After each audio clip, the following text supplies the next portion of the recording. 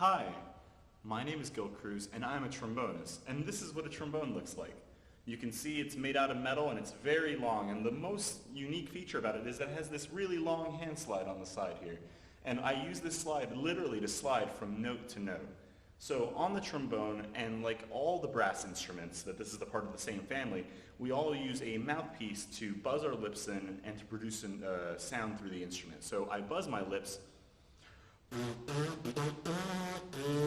and then I can do that into the mouthpiece, and that'll amplify it a little bit.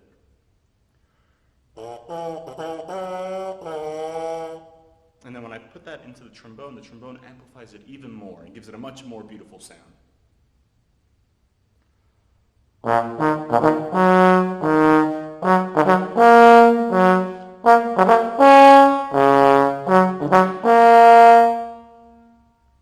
So the trombone, as I mentioned, has a slide. So the slide literally doesn't have any marks on it. It's kind of like how a violin, how there's no markings on the lines or on the string board there. But this is what the slide sounds like when you're not stopping on each individual position.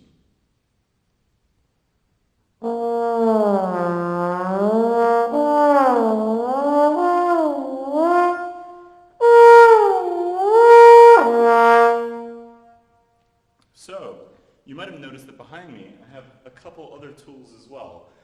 These are called mutes, and the mutes, what they do is that they basically change the sound of the trombone a little bit, and depending on what the piece is, a composer might want a different kind of color or sound for the trombone.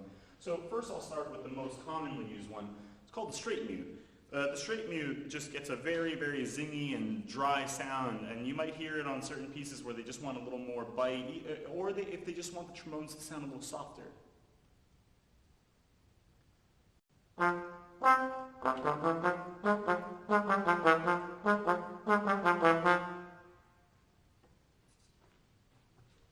The next mute I'm going to show you is called the cup mute. The cup mute, I don't use this a lot of the time because it's mainly in jazz bands that I played or in pieces that are predominantly more jazz tunes. But every now and then I still get to play it in the orchestra. But it's a really cool sounding. It's a really big but covered sound for the trombone.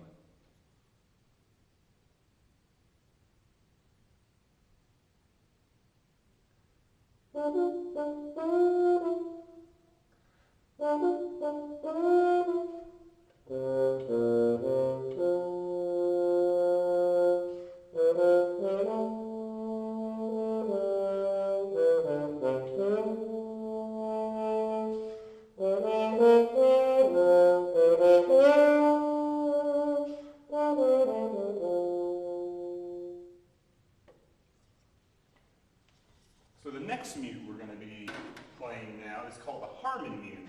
Now the harmon mute is this guy right here, and you notice it has also this little funny part on the front. I'll bring it up close so you can see that. So when I put this inside the trombone, this acts a little funny. I actually have to use my left hand a little bit. You can see how I have my hand cupping it there. When I do that, I can do this kind of cool effect.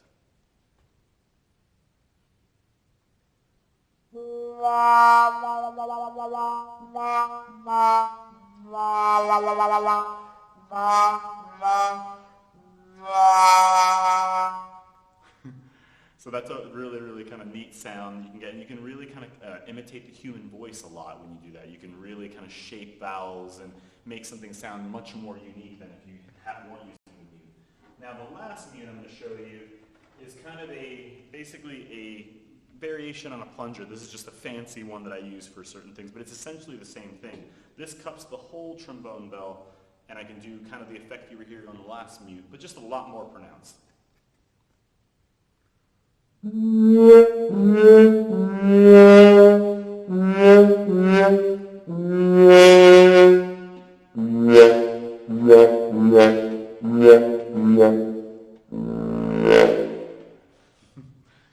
So those are the mutes.